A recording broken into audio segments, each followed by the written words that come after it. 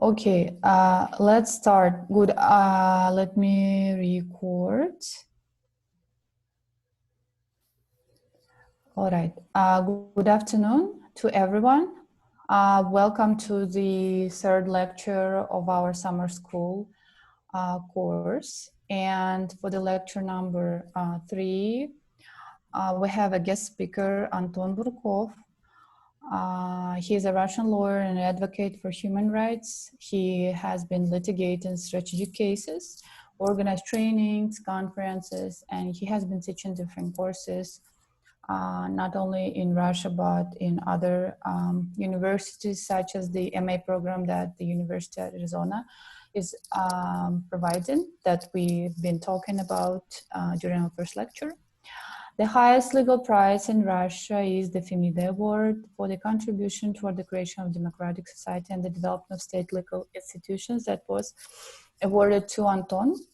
In cooperation with Anton's colleagues and volunteers, he has been litigating cases in Russian courts, including the Russian Supreme Court, Constitutional Court, and also he has been presenting cases in the European Court on Human Rights. So let's welcome. And our lecture today, the topic is the framing and strategizing, defining problems, solutions, and the tactics. So Anton, I'll give you the floor. Yes, thank you very much. Всем добрый день, or good afternoon. Can you hear me well? Yes. Okay. So I'm glad to share with you today what I actually have to say, what I prepared for you, the experience of how for many years me and my colleagues were strategically litigating cases before different courts in Russia and outside of Russia, before the European Court of Human Rights, and what kind of tool we have developed by now.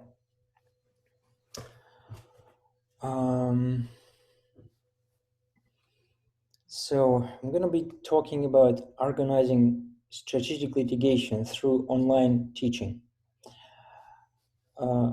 And it's going to be a little bit different online teaching than we get used to so far. But I will start with introducing the NGO that I'm representing. Almost 2 years ago, we started an NGO called Strategic Litigation Center.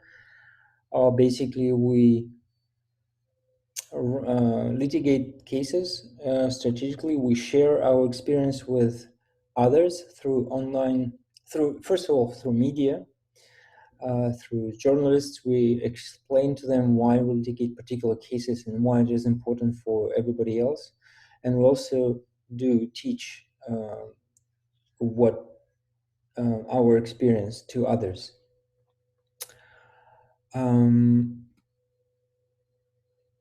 So you already know, and a number of lecturers, I guess, so far already talked to you about strategic litigation, or it's also called impact litigation. In the US, they call it impact litigation, meaning that your case will have an impact on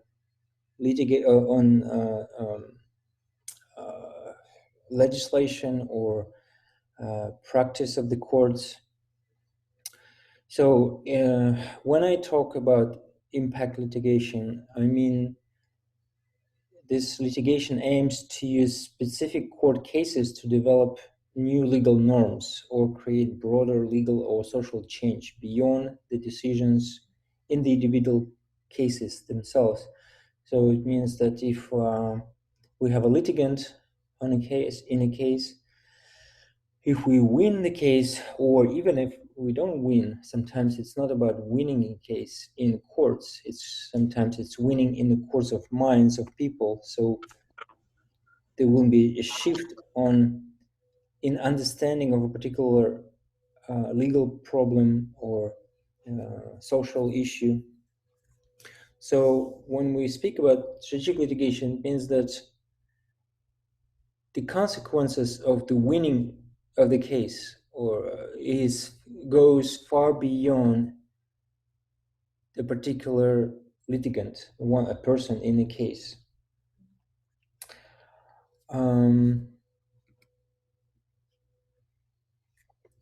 When we started litigating cases in Russia, and when we continued through our new NGO, Strategic Litigation Center, our goal, social change we aimed for, was to bring international human rights home.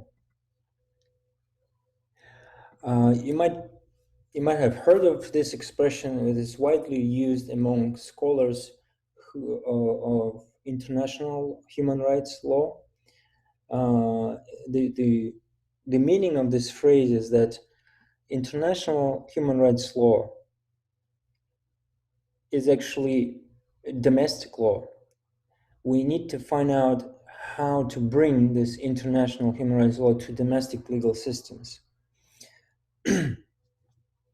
For example, Russia is a part of the European Convention on Human Rights, which is very much legally binding, particularly decisions of the European Court of Human Rights. They are legally binding on Russian authorities. So since 1998, when Russia ratified this convention, we were aiming at explaining and bringing this European convention to Russia, to Russian courts. So the provisions of this international agreement, international convention, could be applicable not by European court judges, but by the Russian judges.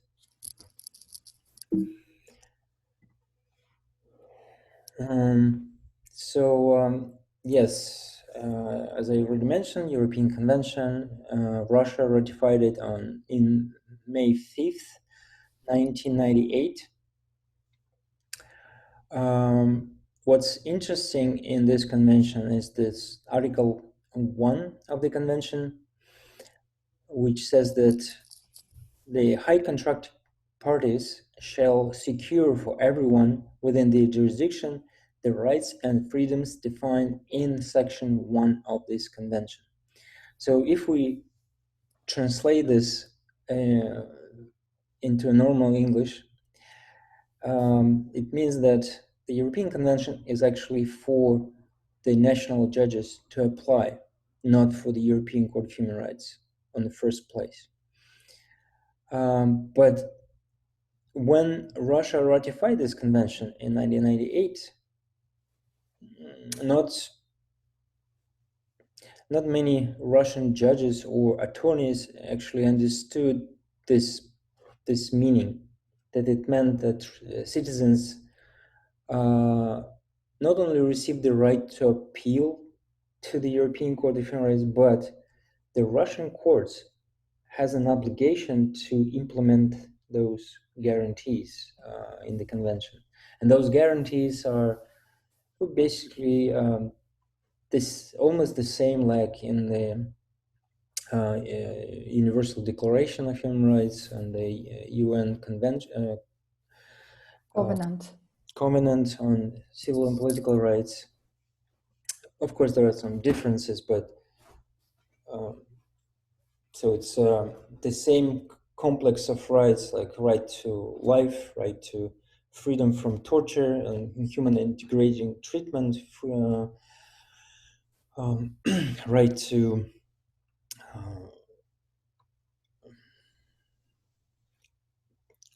fair trial, privacy. All those rights you can see in almost every international convention on human rights. So basically, the ECHR judgments, ECHR, the European Court of Human Rights, it's a permanent court. I'm sorry if you're already aware of this court, but I assume that most of the participants are from Kyrgyzstan, which is not party of the European Convention. So ECHR judgments are basically directly applicable in Russian courts. It means that if the European Court of Human Rights decides that there was a violation and awards a compensation, the Russian government has to pay the compensation. And quite often, European Russian government also has to change the practice of the courts or legislation. Mm-hmm. Right now, there are quite a huge debate due to voting on the amendments to the Russian Constitution, which one of those amendments says that basically the Constitutional Court has a right, authority to decide whether a particular judgment of the European Court of Human Rights will be applicable in Russia or not. But it's just a lot of noise because of nothing. For many years, it's 22 years by now. If Russian authorities do not want to implement particular judgments, they don't do this. And those amendments, they just basically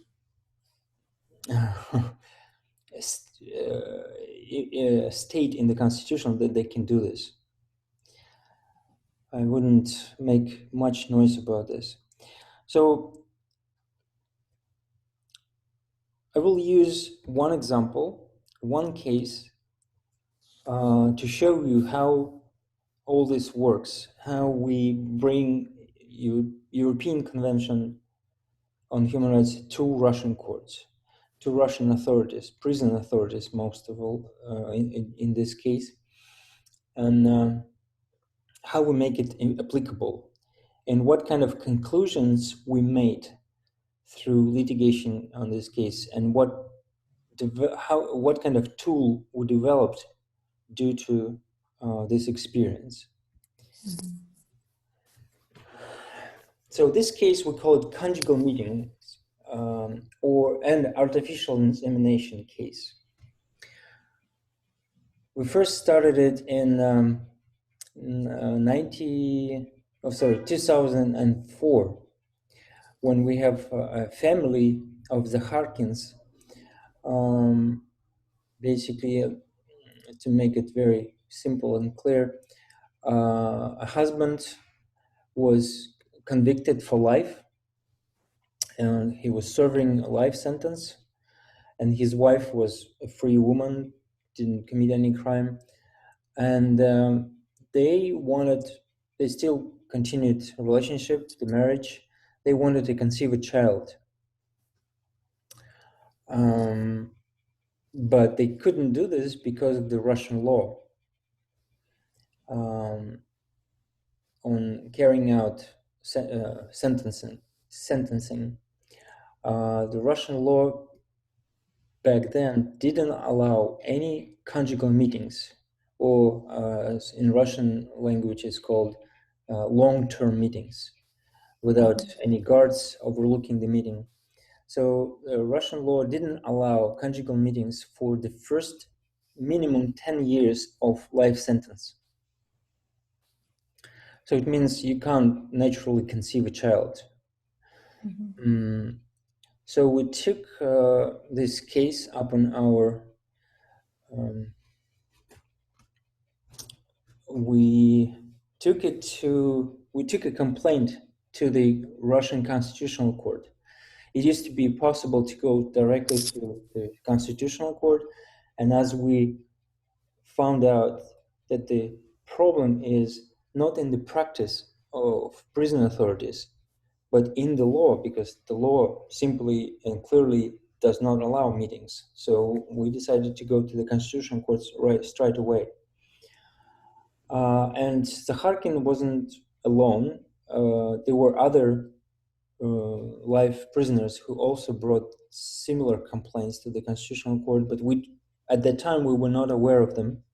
It was one of them was Horoshenko, and in those two cases, the Constitutional Court says they were decided separately, but the conclusion was almost the same, that a prisoner may be limited in the possibility of having a child.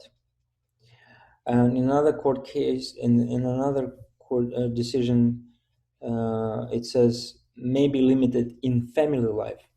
Basically, the idea is that,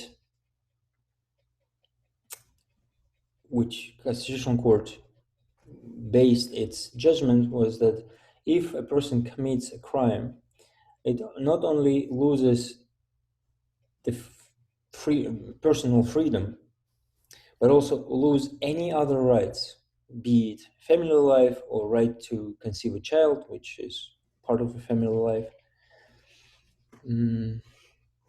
So, excuse me one second. Okay, guys. While Anton is there, just wanted to say that it's 6 a.m. in the morning in Boston, so he probably,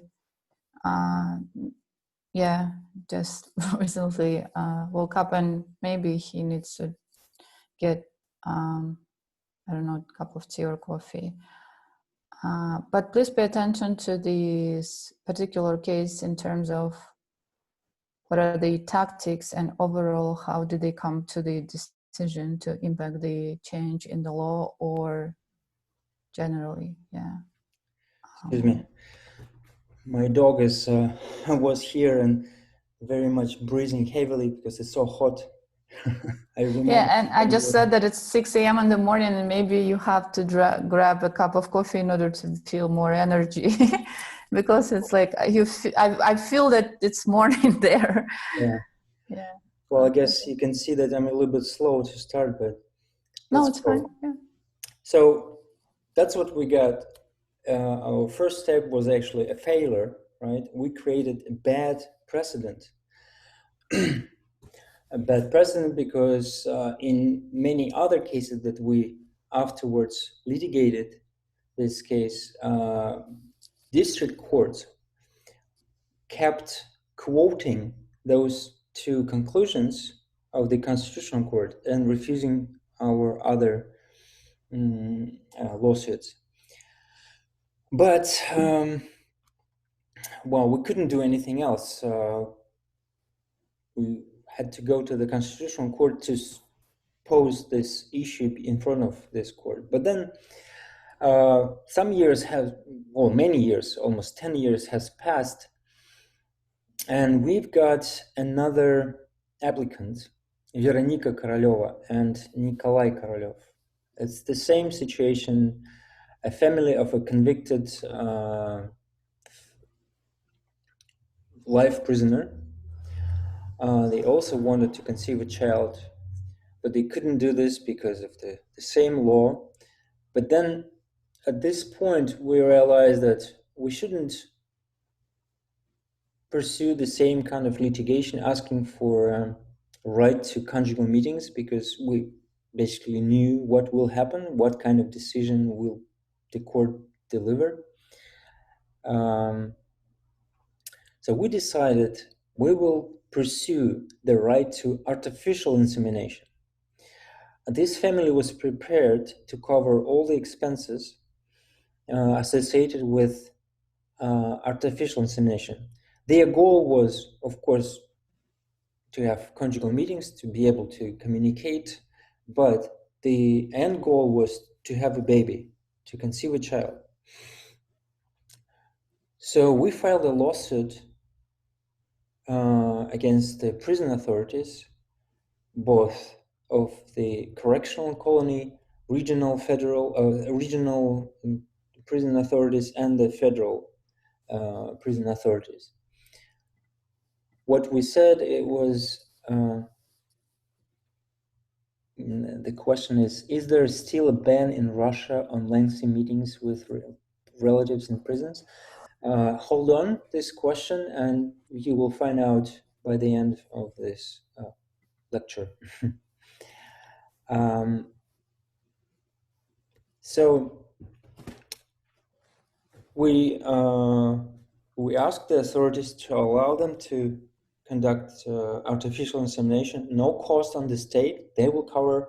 The only thing was needed is to bring the prisoner to a city where there is a special clinic which can conduct this procedure. But the authorities refused and didn't do anything. So we filed a lawsuit to force them to do this, to force them to bring the prisoner and conduct artificial insemination. And not surprisingly, we lost again. And again, we lost it because of this judgment of the Constitutional Court of 2004. The district court judge quoted this decision saying, Korolev can be limited, may be limited in the possibility of having a child. But in parallel to this case, the European Court of Human Rights considered a case of Horoshenko, the same guy who in 2004 also went to the Constitutional Court, but reached the European Court of Human Rights. Unfortunately, our case of Zakharkin, we also brought it to the European Court of Human Rights, but it was considered to be inadmissible. The problem was that, to go to the European Court of Human Rights, you have to exhaust so-called domestic remedies. In classical view is that you have to go through district court, then appeal, and then maybe cassation, and then go to the European Court of Human Rights. But the Constitutional Court is not considered to be an effective remedy. So we didn't go through this district court and appeal, and the European Court of Human Rights, for some reason, decided that we had to do this. So I don't know, was it our mistake or not, but somehow Horoshenko, without going to district courts, were able to bring a case to the European Court of Human Rights, and the European Court of Human Rights decided on it, and decided in favor of Horoshenko, and basically said that the prohibition of long-term meetings, conjugal meetings, is a violation of his family right. When we heard about this case, we didn't litigate this case. Horoshenko actually went to the court himself, and only at the stage of consideration of the case, some lawyers in Strasbourg helped him to win this case. But when we heard of these judgments, we right away decided we will use it. We waited until we asked the publisher of a bulletin of the European Court of Human Rights. It's a Russian-based journal, legal journal. They published a translation of the judgment. We copied it and sent a request to the head of the correctional colony where Horoshenko was serving his sentence, and we asked for a conjugal meeting. So not an artificial insemination anymore, but again, conjugal meeting based on the judgment of Horoshenko. And we got a refusal. We took this refusal to the court, to the district court, and said, look, you have to enforce the judgment of Horoshenko by allowing Korolev to have a conjugal meeting, not based on the Russian law, but based on the judgment of the European Court of Human Rights, based on the Article 8 of the European Convention, which is the right to family and private and family life. So we went to the district court judge. There was also one development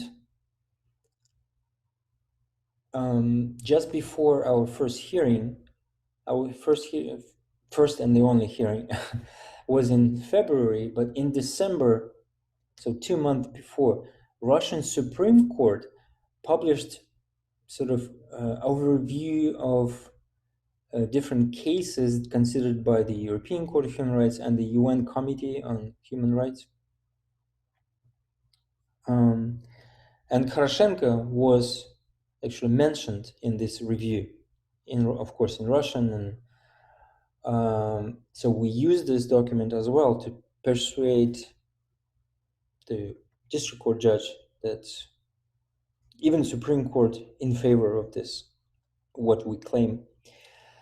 But having so many rejections before, I personally didn't believe the district court judge will be brave enough to rule in favor of Korolev. But when the judge pronounced the judgment, we were surprised to hear that she actually recognized that the prison authorities were wrong. They violated the law, and the law is European Convention as it is interpreted in Kharashenko versus Russia. But then, of course, prison authorities took this case to the appeal to the Moscow City Court, and the Moscow City Court quashed the judgment.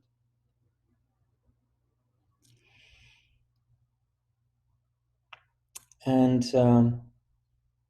we decided that, well, that's the time. The time came to go to the Constitutional Court once again, 12 years after this first case of Zakharkin and Kharashenko. Obviously, there was there were two different points of views: the Russian law, which doesn't allow conjugal meetings, and then on the other hand, the European Convention and the judgments of Kharashenko against Russia, not against any other country, but Russia. So we had to ask Russian Constitutional Court judges, what do they think? What was different between the case of Zakharkin and the case of Korolev, so 12 years apart, we learned our mistake. We realized that you can't conduct a strategic case with just one litigant or with one family. You have to find many other families who were hurt by the system, by this law. So when we were litigating case of Korolev, actually his wife, Veronika Koroleva, she was the most active, of course, in this. She was so much helpful to find other applicants. She was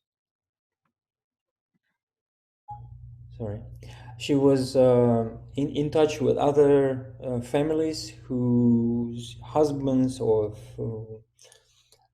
sons were serving life sentence. And we brought similar cases to district courts. We had a family of Rudiks, their son, you see they are quite older already, their son was serving sentence. We have a family of Olesya and Oksana Matsininy. The husband was sentenced for life. We also contacted Andrei Kharashenko, the one who won the case in the European Court of Human Rights.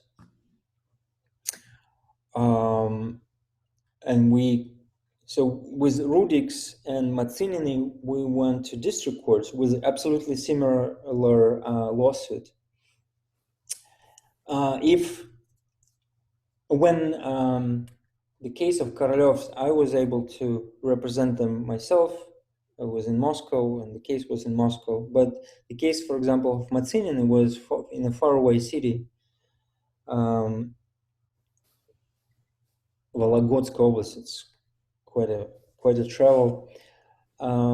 We were helping her to bring this case by providing documents, by speaking over the phone or internet, and instructing her how to file a lawsuit and how to, present the case before the judge.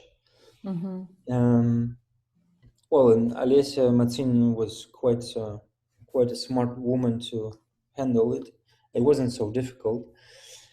And Andrei Kharashenko, we asked him if he can bring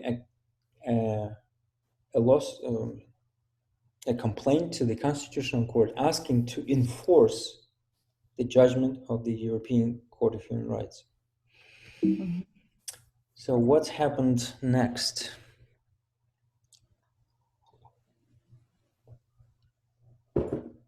And how we did it. It's interesting. Alessia and Oksana Matsini, they also won the lawsuit. Their judgment was even much better, much better written, and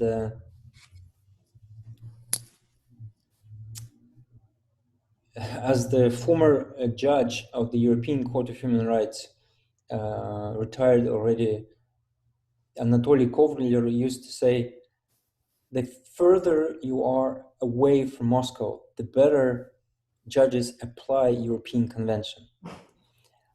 So that was actually, this case of Matsinin was one of the examples of this. Mm-hmm. And then, of course, the prison authority took this case to the appeal to the Volgodsky Областной суд, regional court. And the regional court decided to pause the case and send the request to the Constitutional Court on the constitutionality of this Russian law, which didn't allow conjugal meetings. Mm-hmm. When we lost the case of Koroleva in the Moscow City Court, we decided we will go to the Constitutional Court. And then when Rudiks lost the case they lost the case in the district court, and then, of course, in the appeal. And we also took their case to the Constitutional Court. So, and at some point, 4 different lawsuits, well, they're different from different people, but on the same issue, they went to the Constitutional Court. And the Constitutional Court considered a case of Koroleva, the complaint of Korolev's, and the request by the Volgodonsky Областной суд in one case. So we actually made it to the Constitutional Court. It's not very easy to actually make your case heard by the Constitutional Court on the merits. Mm-hmm. Those rejections of 2004 and 2005, they were basically the Constitutional Court considered the case not on the merits, that there was no hearings. They just said abruptly there was no right. But our case was actually considered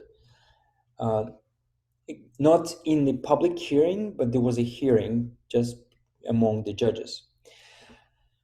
What was interesting about what kind of complaint we sent to the Constitutional Court? I remember this afternoon when I sat in front of the computer and thought, okay, 12 years after, what shall I write in the application, in the complaint to the Constitutional Court to convince 19 Constitutional Court judges that 12 years ago they were wrong. And they have to, that's the first challenge. The second one, that they have to apply European Convention directly. And third of all, they have to rule in favor of a guy who's sentenced for life. His sentencing was, he basically committed a terrorist act. Mm-hmm. It was quite a challenge. Of course, nobody thought about the right of his wife, who is not convicted for any crime. She's a good person. Why she is suffering, not from absence of these conjugal meetings and actually a right to conceive a child.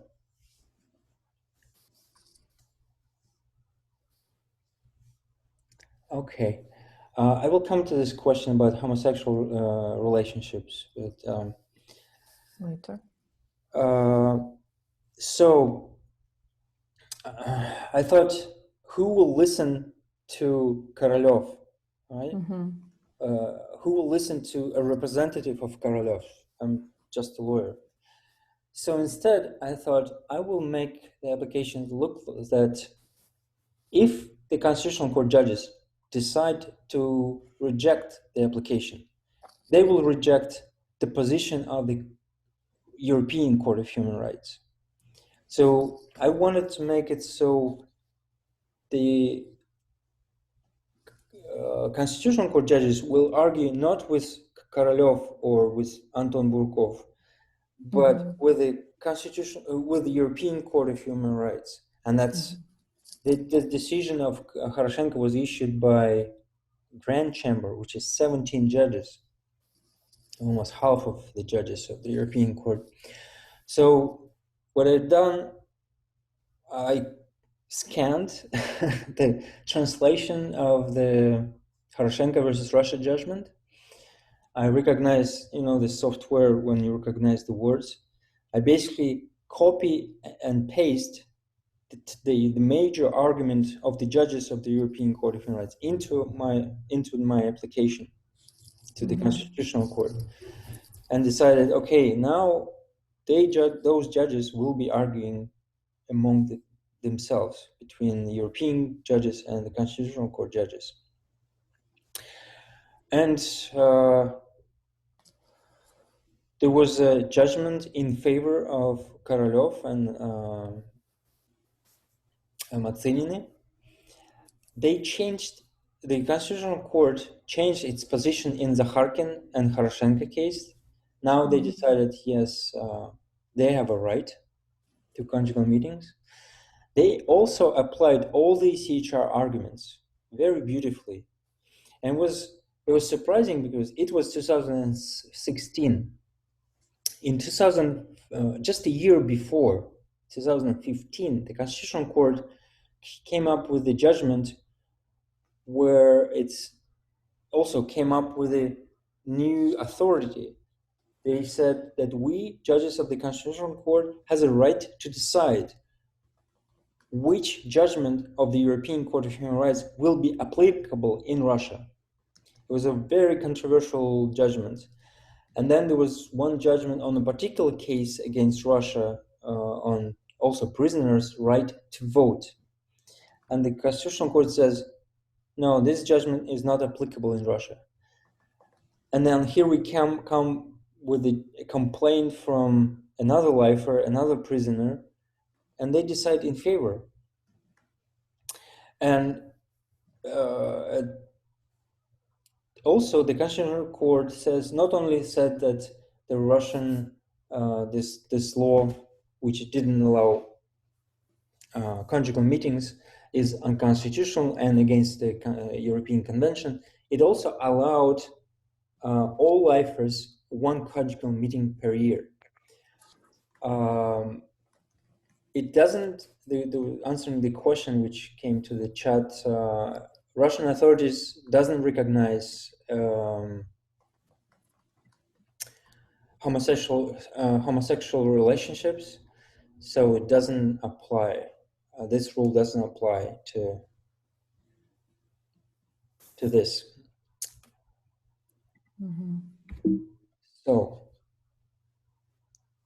So the consequences of this Constitutional Court judgment is that almost 2,000 lifers, and which most importantly, I think, their relatives who are not convicted for any crimes, they're good citizens, they receive the right to conjugal meetings. They can see their relatives in the prison. So they changed the legislation, and initially there were new dorms were built to accommodate visitors.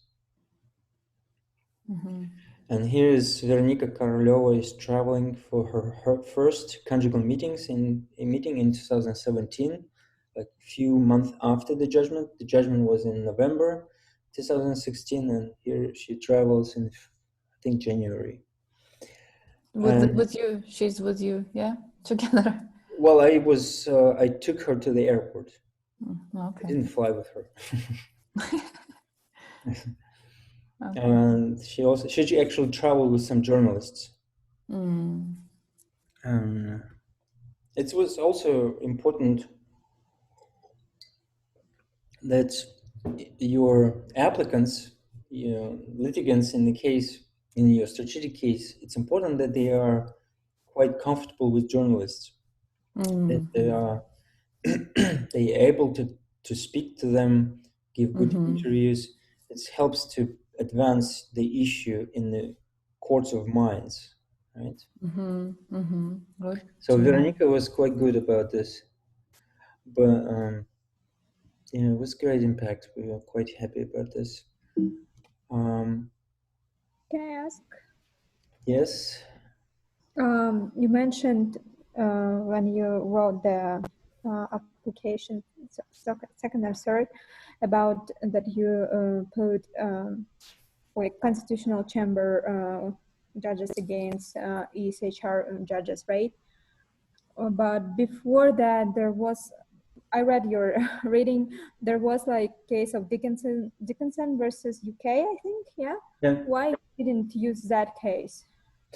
We did use it. Sorry, I had to make this presentation shorter, but it's good that you read this chapter in the book. Oh, of course, we used Dixon versus Russia in this case where we asked when we challenged the authorities' refusal to allow them to conduct artificial insemination. We used Dixon's versus UK. This is the judgment, also Grand Chamber judgment of 2007, where the European Court of Human Rights decided that a live prisoner, has a right to artificial insemination. And basically, right now, we have a case of Korolyov versus Russia, in the European Court of Human Rights. And there are two issues in front of the European Court.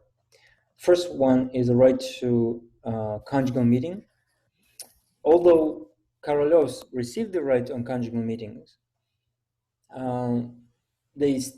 for almost 10 years, they didn't have any conjugal meeting, and nobody compensated them this loss, right? And so it means that Korolyovs still have a status of victims. Although they got a right, they still have a right, got a right to conjugal meeting, they still have a right for compensation. And we ask the European Court of Human Rights to resolve this. And the second issue is the right to artificial insemination. And we said Russian authorities has an opportunity to allow them to have this procedure carried out. And it was in the Dixons versus UK, they didn't apply it. So we're still waiting for the. And I have another question. I'm sorry, after the decision of conjugal meetings by the Constitutional Court, it will be like judicial precedent. You may call this judgments of the Constitutional Court as a precedent, although some of the Russian scholars will protest against this. But as you can see, it worked like a precedent.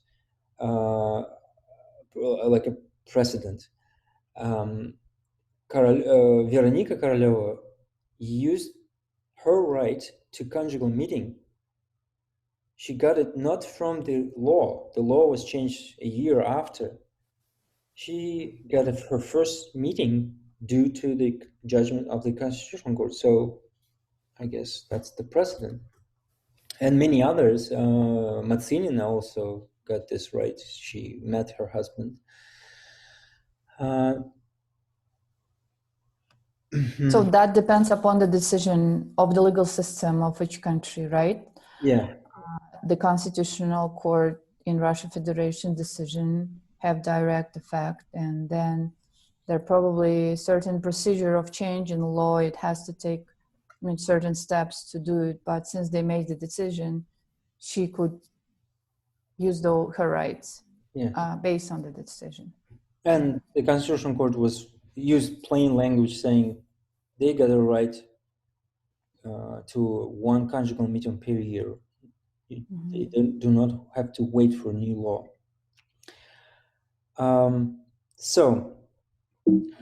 But Anton, sorry, but the question is, could anyone else use Korolyova's case to have an access to the meeting? Yes. I don't remember exactly right now, but I think a number of other families went for the first meeting before the law was changed. So it has an impact on other families which were not party to the case. From this point of view, it's a precedent. Thank you.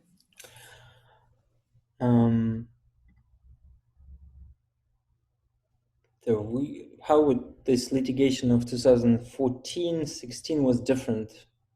We have many families united the effort to bring similar case to the attention of the Constitutional Court, and I think it was important that the signal to the Constitutional Court was coming not just from one family. It was coming from a family in Moscow, and then from family in Volgodonsk region, and then from another family in Moscow, and then from Poroshenko. And I think they decided, okay, we need to deal with this. And we litigated one case, but we coached litigants in other 3 cases, meaning that they did it themselves. We just showed them how and provided them some documents. And this litigation showed that it was possible for lay people, not lawyers, some of them were not even, didn't even have a higher education. They were able to argue cases with our coaching support. They were able not just argue, but win the case. Actually, if you look at the legal documents of Korolyov's and legal documents of Matsininy, if you don't know the backstory, you would say that the Matsininy case was much better done, although she was not represented. The judgments of the district court was much better, and it was more interesting. So, and we thought, what if we do so in every important case we litigate? Excuse me, there was a question? So we thought, what if we do so in every important case we litigate, and we create an online tool to assist them to do so. So online tool which can help us to coach other people to litigate cases. So we thought that strategic litigation goes beyond strategizing litigation, beyond just selecting the right litigant whose case is strong, whose case is interesting, the personality of litigant is great, the litigant can speak to the press, to the media, to the journalists, all these decisions and which court to go first and how many other litigants to select. So we thought that strategic litigation is a little bit more than that. It's also about organizing other people and educate them how to bring similar lawsuits. Human rights lawyers, they're always limited in the amount of time they have, the number of lawyers who can bring cases, limited in funds to cover the cost of the trip to the court.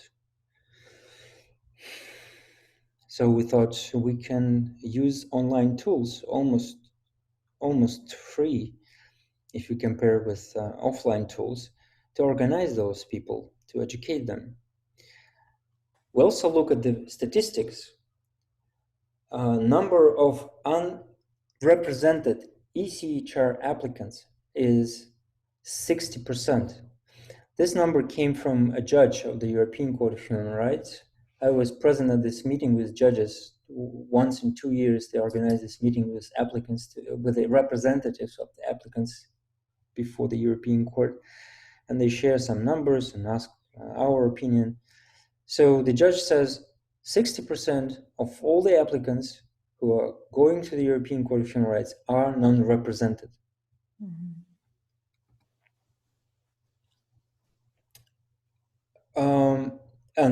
But I didn't mention this. The other 40%, although represented by lawyers or somebody else, the quality of the application doesn't really improve if the person is represented. It means that these 60% of applicants do a bad job applying to the European Court of Human Rights. And even those applicants who have a representatives, they also do a bad job applying to the European Court of Human Rights. Therefore, 15% of all the applications go to bin in the initial stage, when the Secretariat of the European Court of Human Rights considers the applications sent to them, whether they are composed according to the rules of the European Court of Human Rights. If the rules are not followed, they go to bin. They don't even go to the judge. So 50% of all the applications are not decided by judges.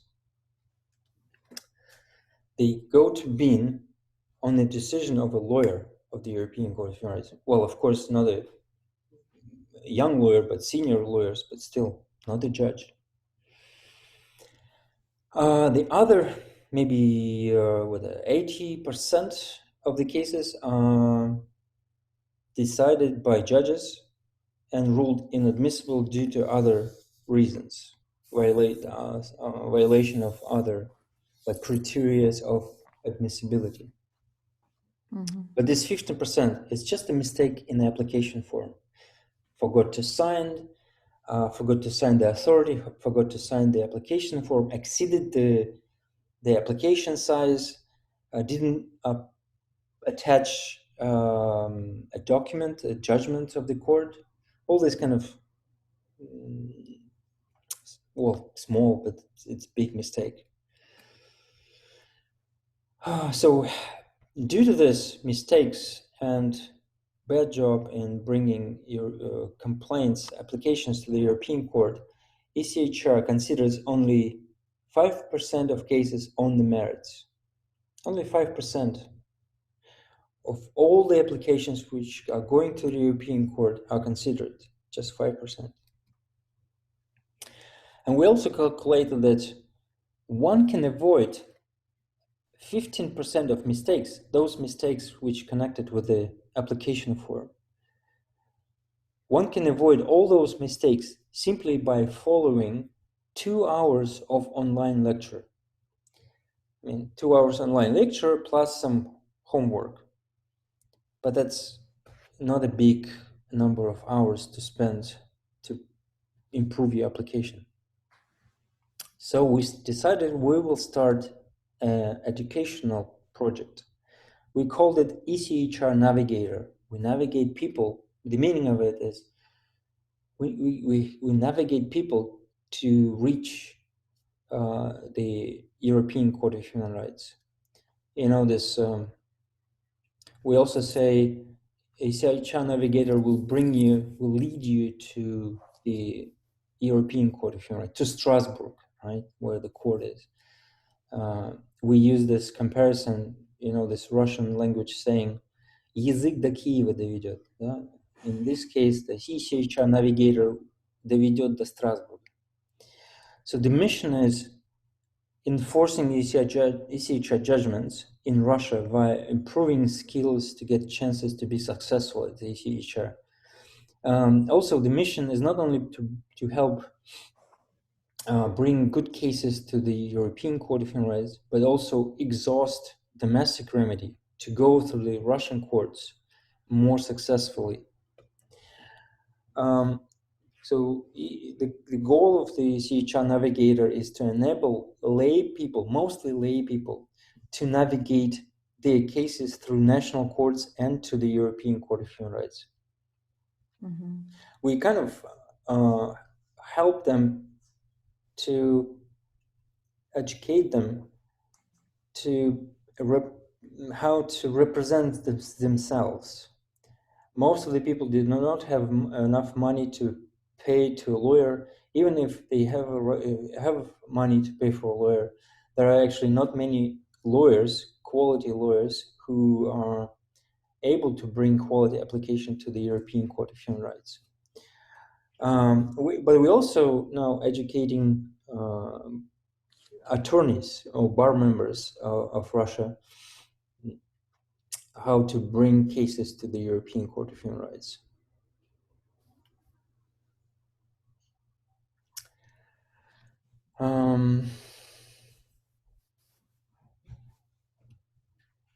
So we set up this ECHR-Navigator. You can go on this website, ECHR-Navigator.ru.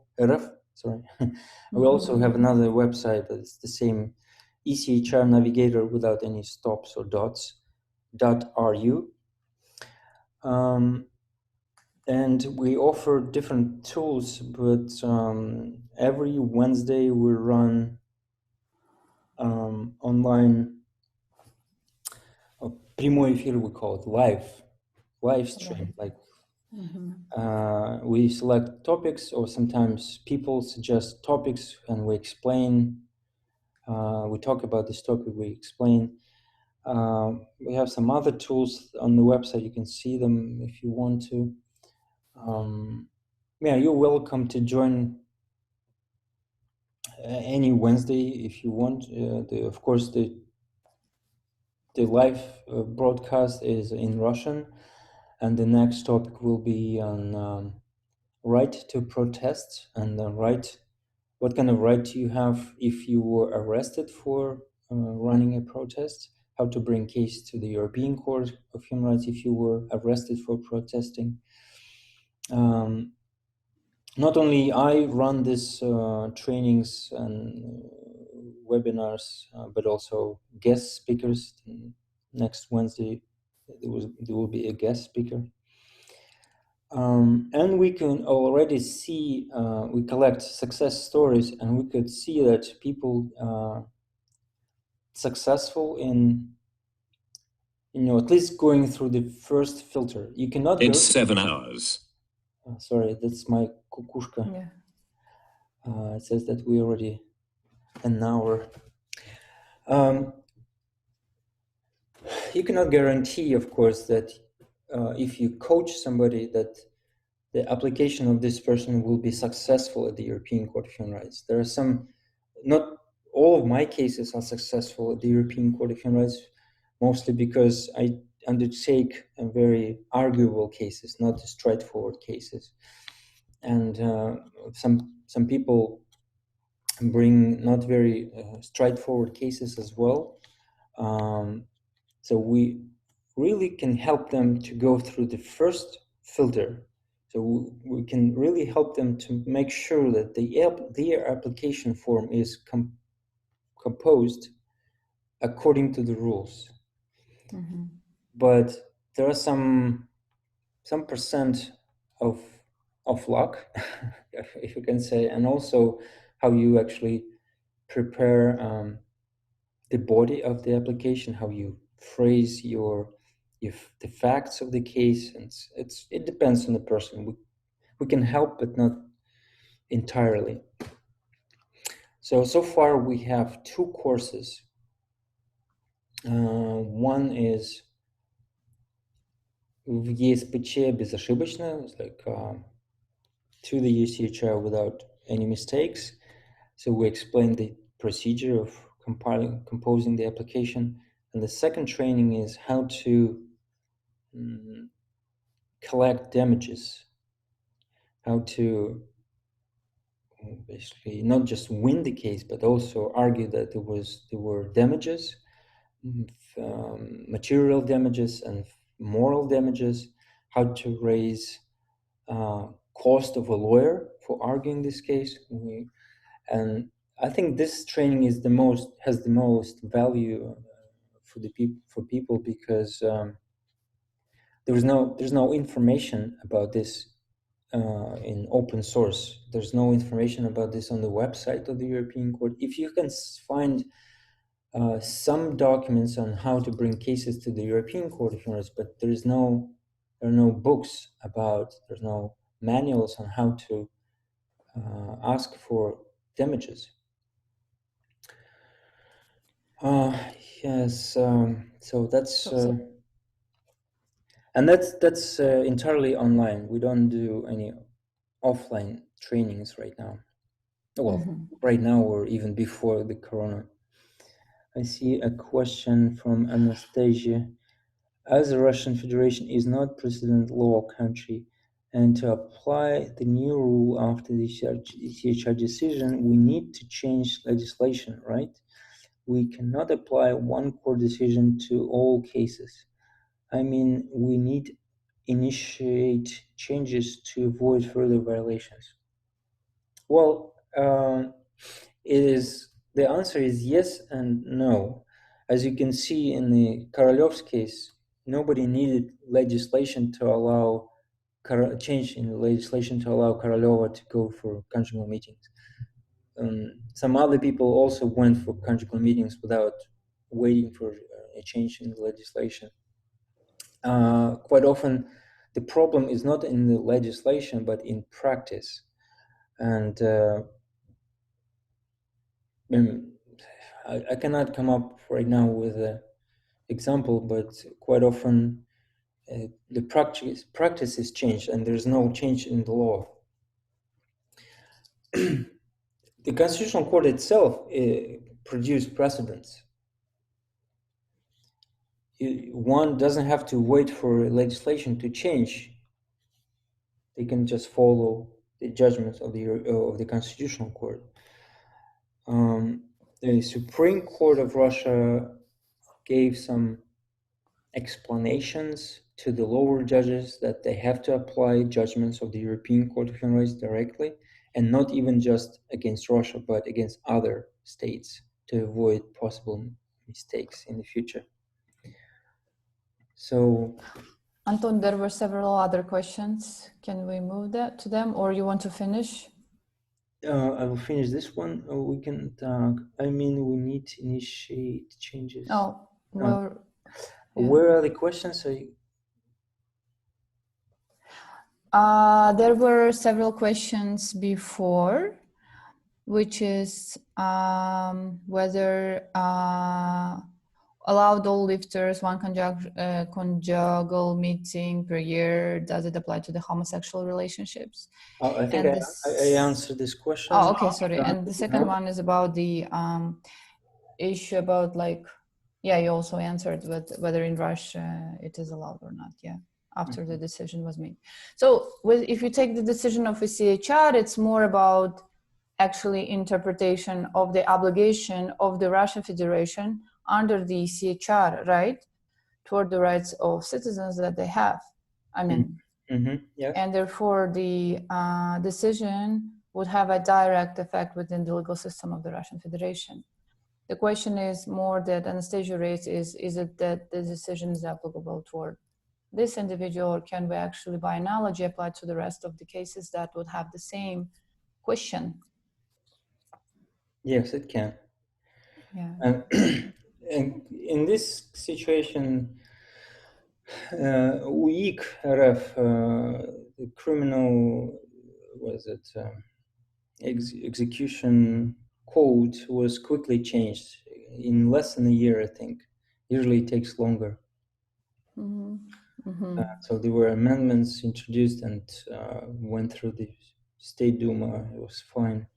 Daniil asks, is it profitable for Russia to be a party of the European Convention on Human Rights? Daniil, I don't understand what does mean profitable. Russia pays annual membership vznos of 30 million euros. Well, I guess that's not a big amount for Russia. There were last year, European Court of Human Rights issued judgments, and overall compensation was 600 million euros. So I guess it's much more than a membership fee.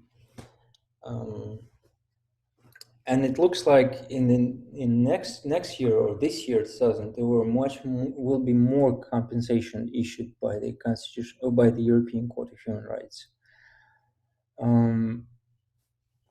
If Russia wanted to leave the Council of Europe and disallow unratify European Convention, they would have done it for so many years ago. The first crisis was in 2010 when Russia didn't want to ratify one of the protocols of the European Court, which they actually intended to speed up the work of the European Court.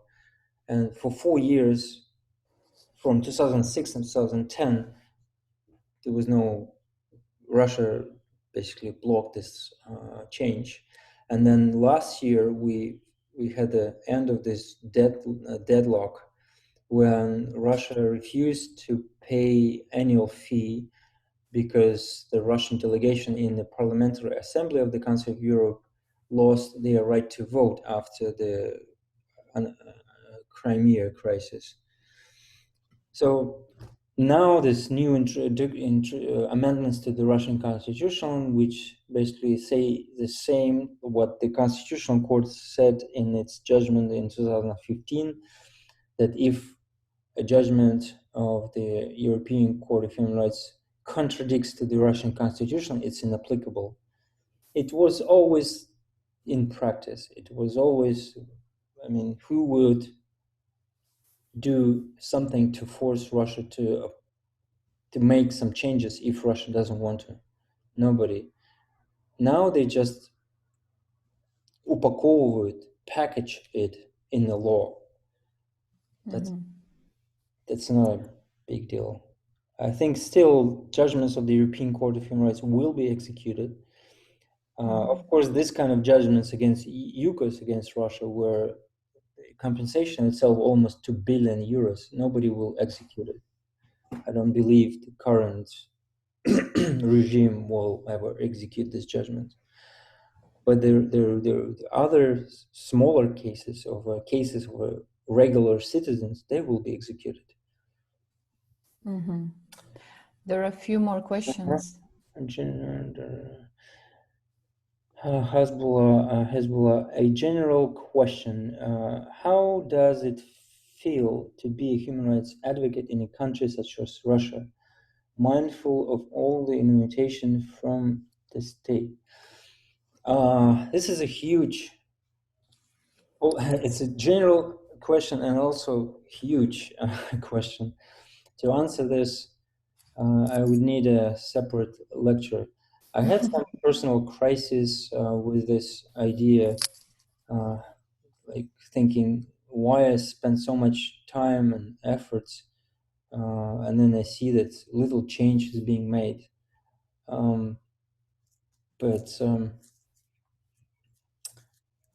It is hard. Some people think they change their profession.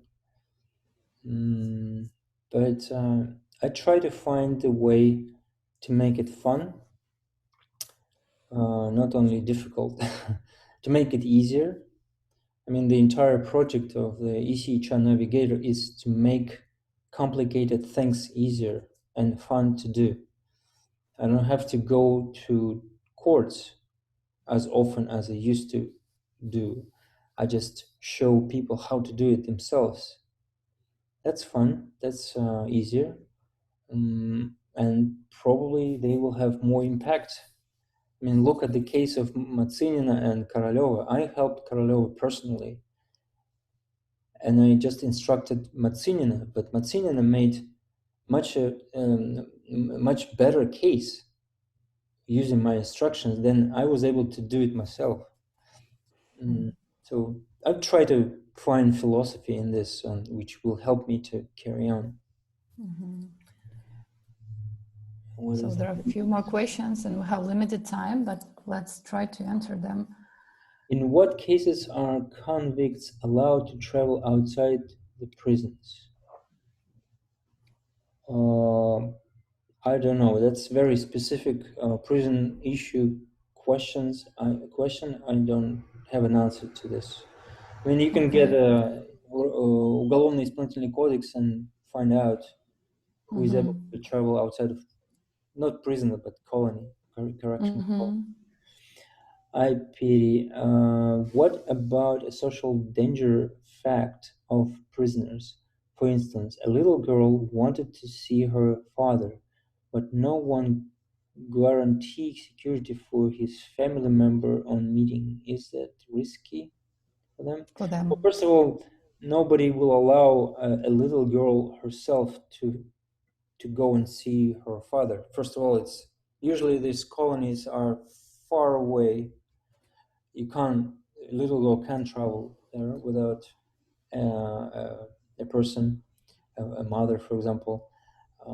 And then authorities, it's not according to a law doesn't allow underage people to have conjugal meetings or to have actually long-term meeting.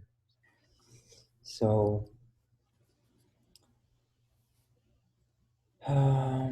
Elena has a question. Whether attempts to denounce the ratification agreement about the ECHR by states, and if yes, will there be any problem with this?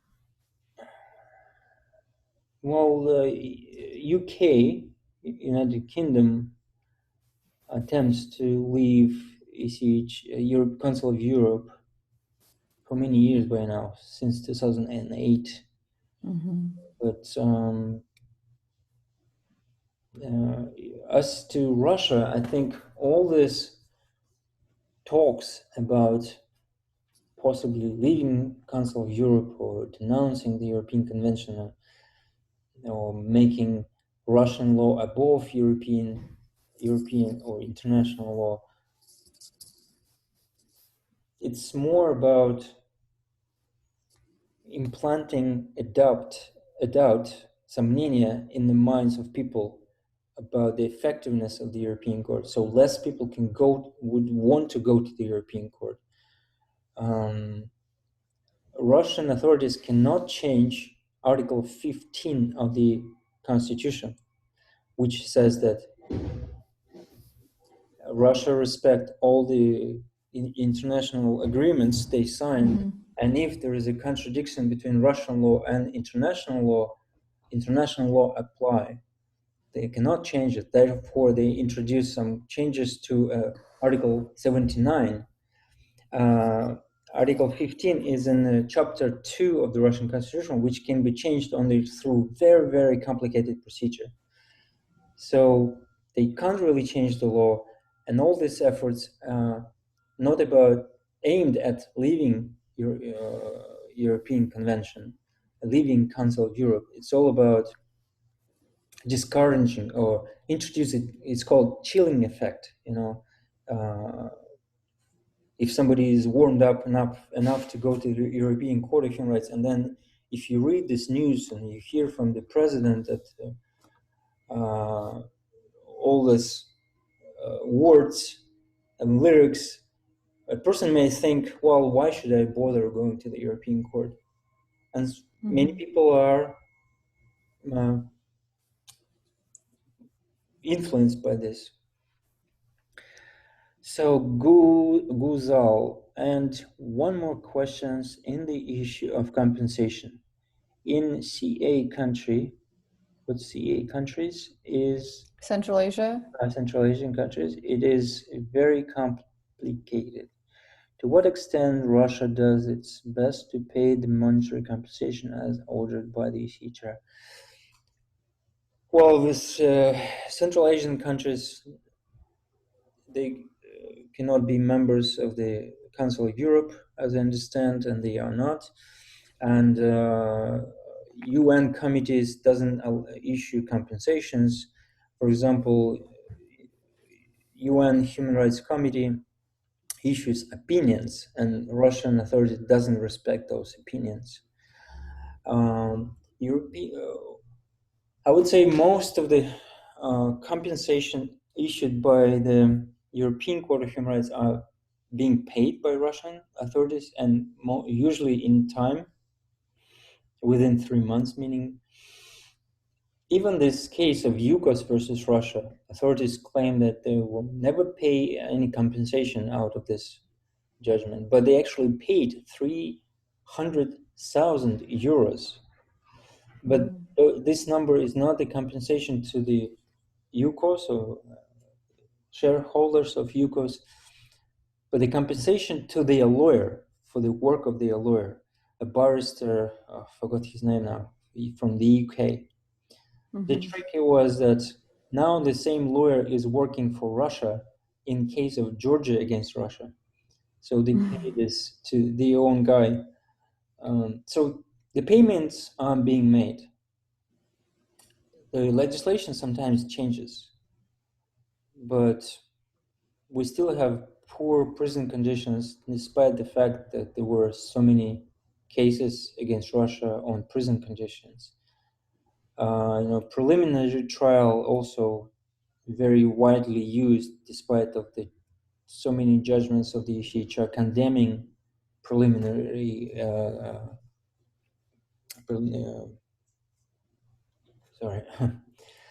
заключение в СИЗО, да? Decision about conviction execution, yes, within the prison, I believe. Sorry, I didn't understand. Заключение is also a decision. Preliminary detention, yes. Detention, yeah. Preliminary, Okay. before the judgment. Yeah, okay. So, guys, any other questions you can ask orally them, since we are over with the presentation. We're already over the time, but we can actually accept a few more questions and finish it up. Yeah, sorry, I had another question before the second one. That was about the decision of the Constitutional Court. As I understand it, it was delivered that only one meeting a year is allowed. So, but according to the European requirement, it's only like at least once in 2 months. So why not the same requirement was done for the Russian cases? Yes, when the European Court of Human Rights decided the Harshenko case, they looked at the practice of different states, members of the Council of Europe, and they found out that the average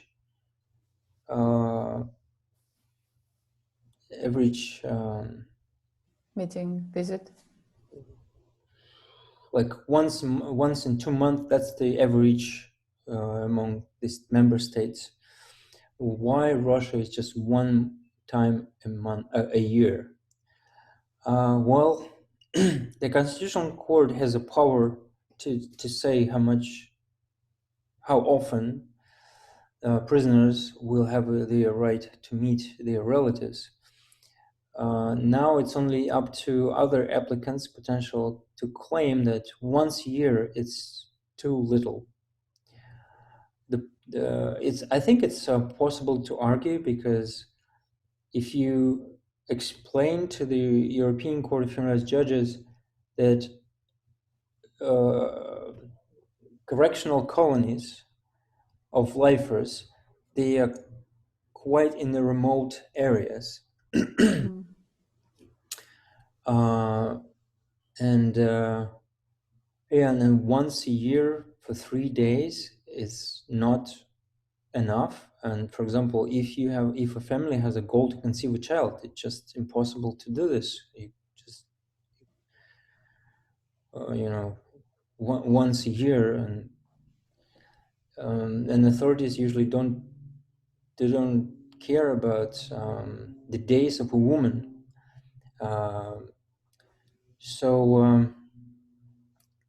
To answer your question is that now we need another applicant, maybe not one, to bring another case claiming that 1 day a year is still a violation of the right to family life limitation. And I think they limited it to once a year because the prisons, the correctional colonies, they're not equipped to invite members of the families. They need dorms to host them for these meetings, and they're just not being built. That's the only reason I think or one of the reasons. Okay, thank you. Anyone else? No? Okay, guys, if you still... Oh, we have one more question. Based on the reading in the chat, it was mentioned that some people were not allowed to participate in the court. And it was mentioned that it was actually another topic for discussion. What was the reason for such decision? Why court did not allow some people to participate in the court? Okay, it's about a change in the Russian procedural law in 2004. I don't remember, 14 or 15. They introduced changes to the law, which says that representatives, if you file a lawsuit against authorities, the only representative. Okay, I'll start with this one. In Russia, there are two types of lawyers who can practice before courts. Bar members, they can practice criminal or civil cases, and just lawyers with a law degree, they can practice civil law cases.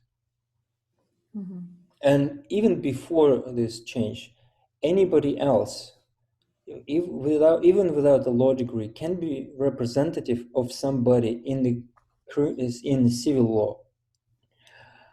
But a few years ago, they closed this opportunity for non-lawyers.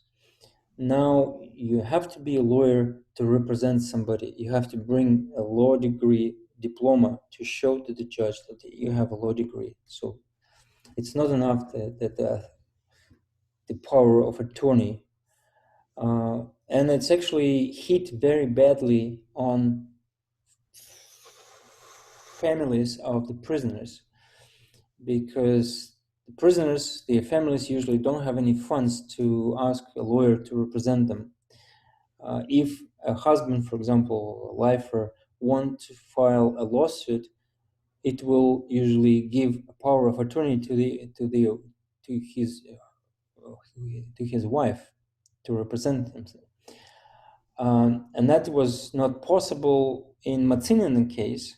The only way Matsinin case was successful is because Matsinina brought this case on her own behalf. She also suffered because of the lack of meetings, but she tried to bring a lawsuit also on behalf of her husband, but she was not allowed because she doesn't have a law degree. You see, she doesn't have a law degree, but she won a case in the Constitutional Court. Yeah. Okay. All right. Thank you very much, Anton. We're very thankful for your lecture and agreement to participate in our course that we have with different students from different universities. And if students have questions, and they can direct them to me, or they can directly write to you, but they can direct all of them. I can compile and send it to you. And if you do not mind, I will share the link with your presentation just in case if they miss something, they want to get acquainted with it more in details. Yes. And again, thank you very much for your presentation. We really enjoyed it. And thank you for your time being out there on the another part of the world and stand up early. Just to say goodbye to all of you. Thank you for your time. You spent 1.5 hours of your time listening to me. It's a pleasure. If you are interested in learning something more about European Convention and how to bring cases to the European Court, who knows, maybe you would be interested in maybe it will be practically applicable for you, you can go to this website, ECHR-Navigator.ru, and leave your email in one of those forms. And once in a while, you will receive an email from ECHR-Navigator announcing some lectures or something else. You can always unsubscribe, so it's up to you. Thank you very much, and we will post this information also on our website. On an NACA website, we have this information about our human rights program, about speakers information. It's been updated every day with different speakers who are going to speak every day we have different speakers, guest speakers for the course, yes. And you can find this information over there as well. Thank you, Anton, and have a great day. Bye-bye, everybody. Bye. Thank you. Okay, guys. We've been longer than